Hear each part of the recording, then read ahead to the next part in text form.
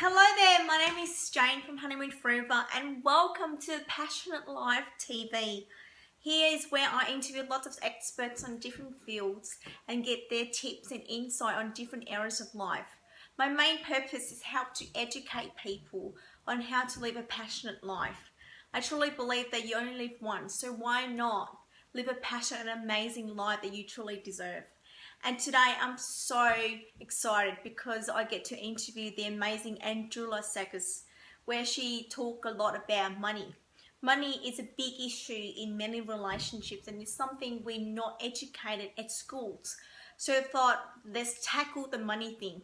Let's talk about it like never before. And so you'll find lots of tips and great insights from Androulla. And if you have any questions at all, please feel free to send email to jane@honeymoonforever.com.au and I'll make sure forward to Androulla to answer for you. Enjoy and hope to see you next time. Bye!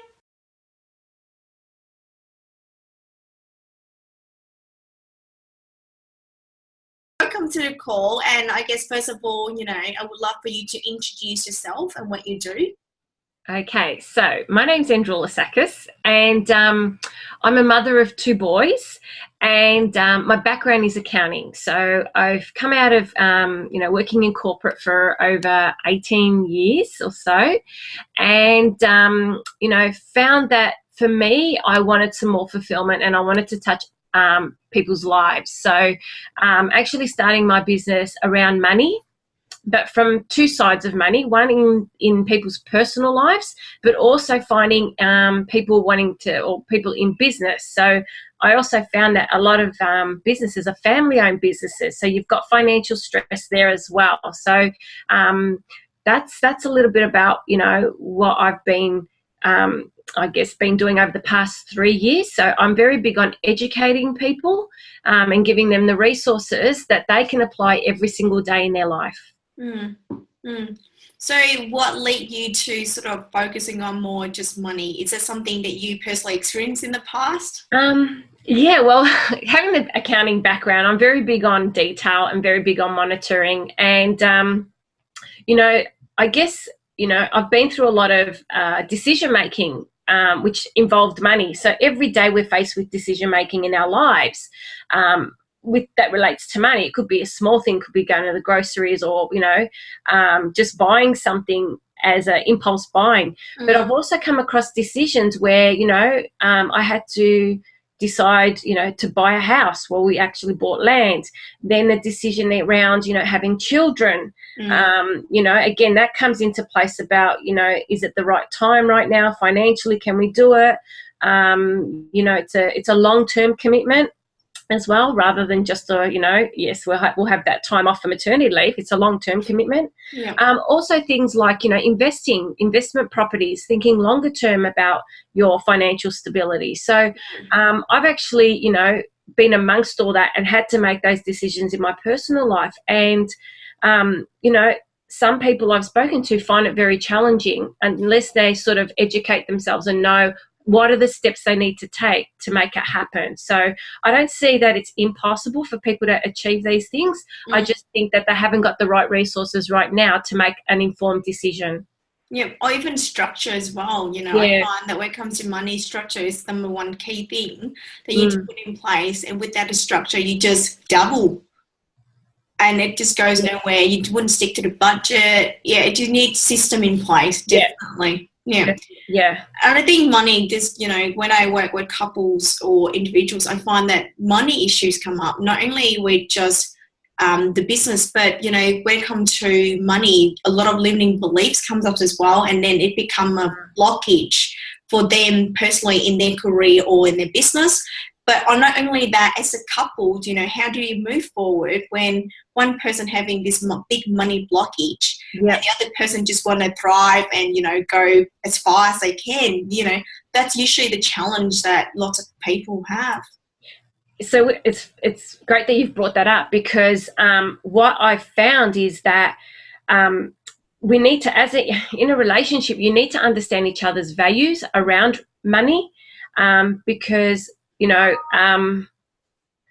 what could have happened is when you're young, you sort of follow your parents' patterns, right? Yes. So your parents might be back then. Your parents might have been working really hard, bringing in their paycheck, and back then it was actually cash in an envelope. I remember my parents, and sitting down and doing a budget and saying, "Oh, this is how much we need.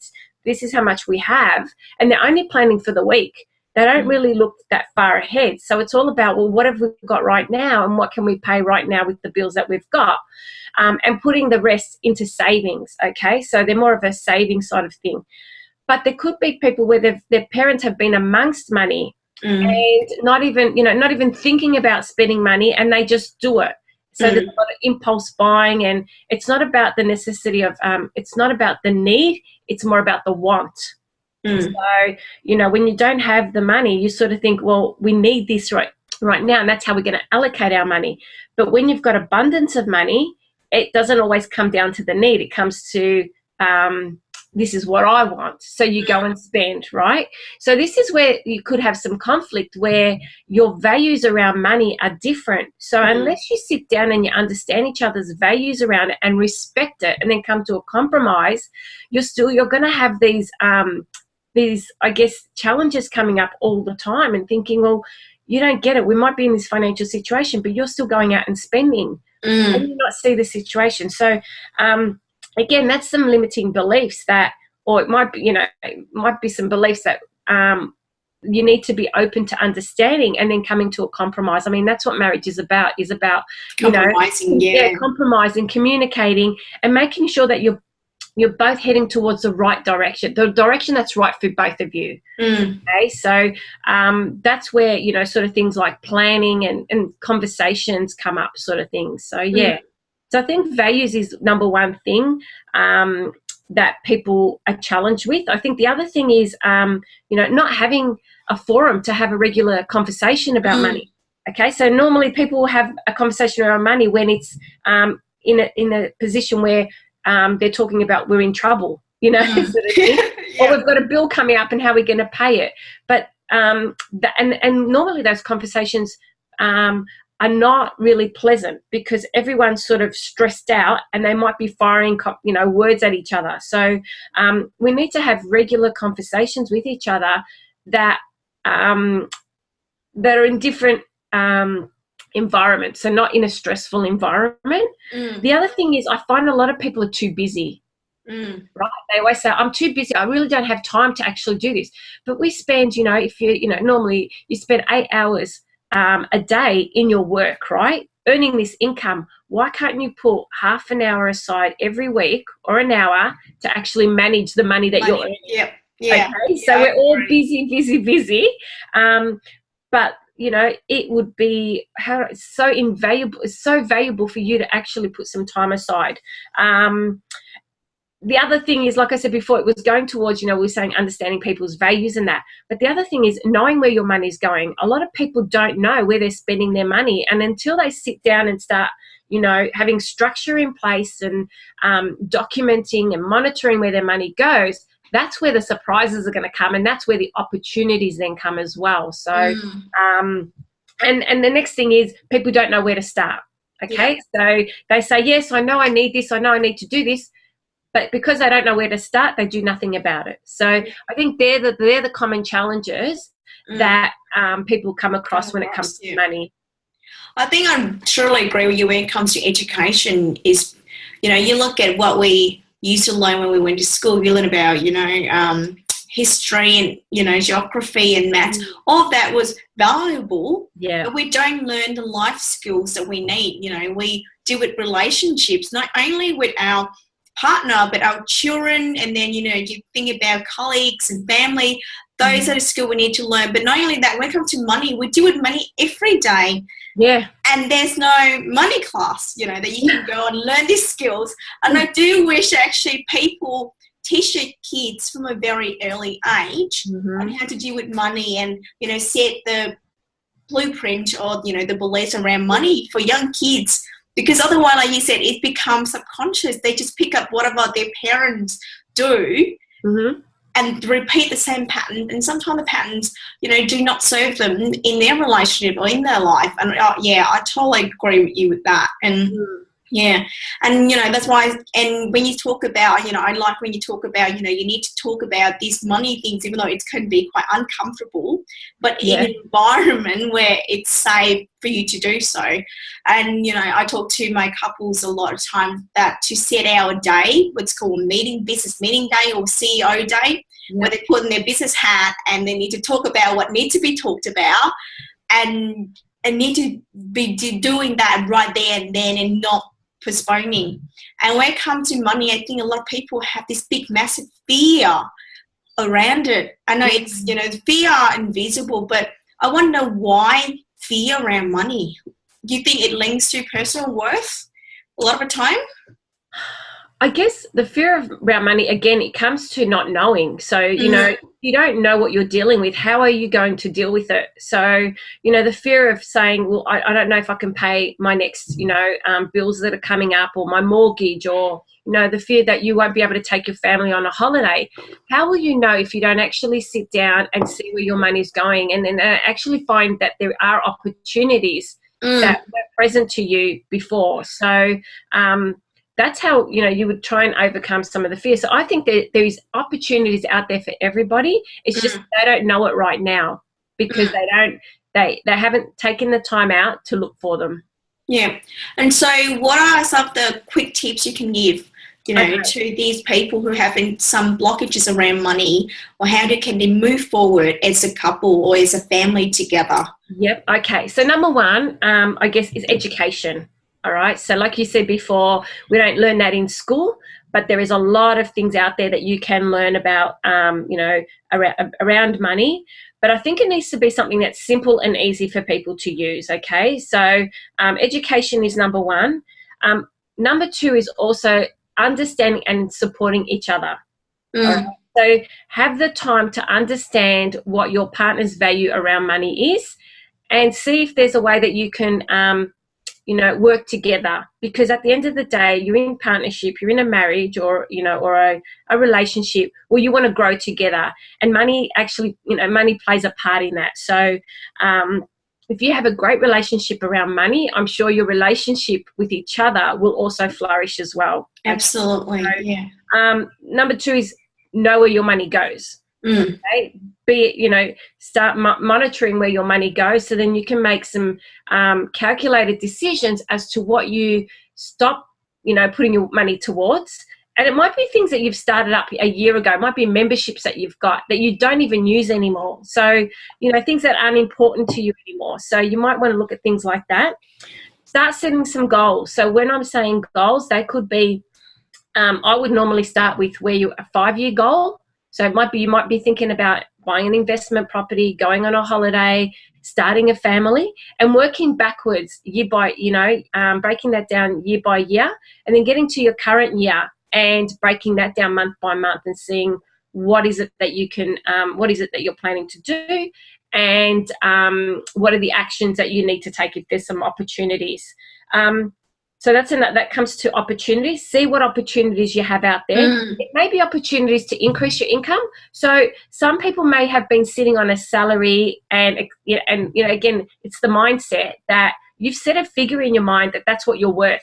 It might be the right time now to actually go and see about getting a pay increase. It might be, the right time for you to step up and go for the promotion that you wanted. So, it's about the mindset of what you think you're worth. So look at opportunities to try and to increase your income. And the other way is, like I said before, is look at ways to reduce your expenses. Okay, so maybe cut out some impulse buying that really isn't of value to you anymore. So it might be the shoes or the dresses, or, the guys, all that, clubs, all that kind of stuff. If you know what you truly value in life and what your goals are, those things will seem very minimal to you. Okay. And then the other thing is monitoring your progress. Okay. So it's not about a short term, let's do this for 1 week. It's about being committed and sticking to it, like you said before, and having structure in place, monitoring your results and reassessing, is what we're doing working? If it's not, we need to change a few things. So, And the last one is be comfortable about talking about money. Yeah, I think that's a big one when it comes to communication with money. Yeah. It need to be, you need to be able to talk, among yourselves, and to talk regularly, not once every 2 years, Yeah, and like I said, not when it's a stressful scenario comes up.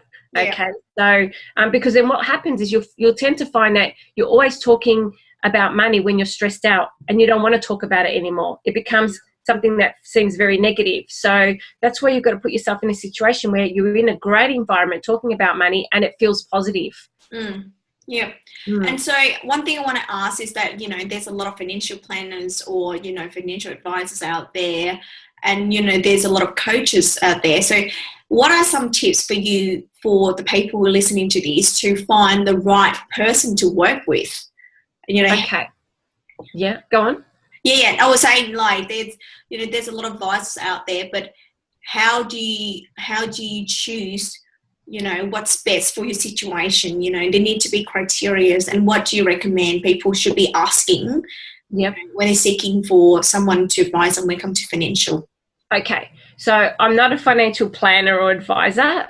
They're more like for your superannuation and insurance and all that. But if you're looking for someone to help you with your finances, I think number one, you need to look at something that's going to be simple and easy for you to use, or someone that you're talking to that can speak simple language, not overcomplicate things, because you're going to get lost in it. Again, you might look for something that's already got the processes in place for you, so all you need to do is follow it. And I guess the thing is, you need to ensure that you've got the time to dedicate to it as well. Okay, because all the structure and that can be there for you. You might go and see someone first time, but the thing is, are you going to be dedicated to seeing this person whenever they, the requirements are, or, are you going to have the time to stick by the program that you're on and do it regularly? They're the sort of things that you need to consider. So it's got to work with you and your lifestyle as well. Yeah. So how is your service different from, those financial advisors or financial planner? Okay, my service. All right. So I do currently have it on a money manager manual. And I guess my services are different in the space that it is simple.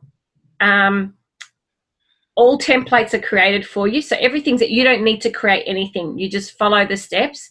I guess for me, I've made it simple in the language where anybody can use this. So you don't need to have, a financial background.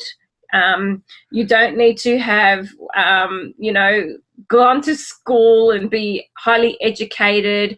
For me, it's more about simplifying it, making it relate to you, because there's a lot of things that when I go through the manual, and there's a lot of exercises. So it actually helps you discover you as a person and how it's affecting your relationship and your money situation. So the questions that are asked in there makes it actually customized to you, even though it's a customized, even though it's a manual. When you start doing the questions, you start realizing a lot about yourself, and that's when it becomes more personal. Yeah.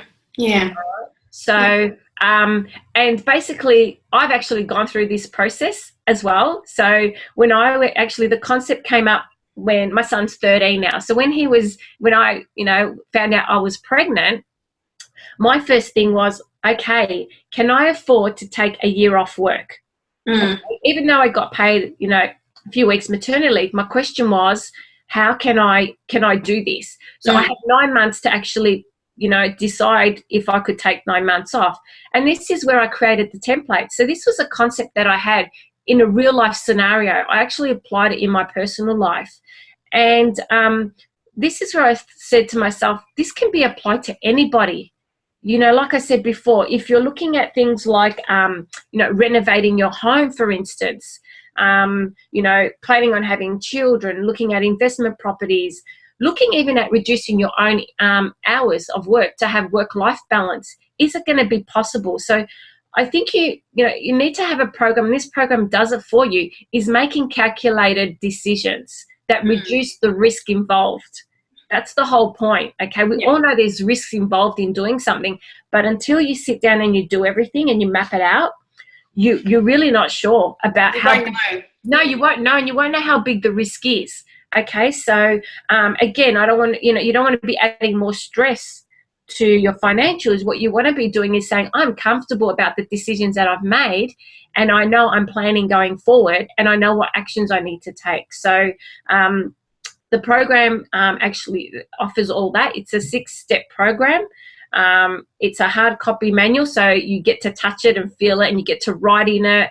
And all the templates are there, so you don't have to recreate everything. You can print off the templates, put them in a place where both you and your partner can see them, so they're tangible as well. So there are a few online programs, but I felt that for me, I think having some hard copy and being able to see it and feel it, and to write on it every day, and yes, and for instance, we've got our monthly expense sheet. So I print it off and put it on our bench. So we write down how much we've spent every single day. You physically can do that, and then you can tally it up at the end of the month and know exactly where your money's going. I think that's just fantastic.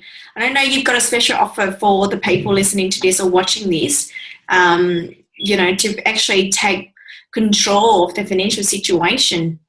Yes. So look, I've got the Money Manager Manual that I'm offering to people that are listening, and if you've never done anything around money, this is your first step. This is, even if you have and you found things complicated, take this opportunity. It is the Money Manager Manual.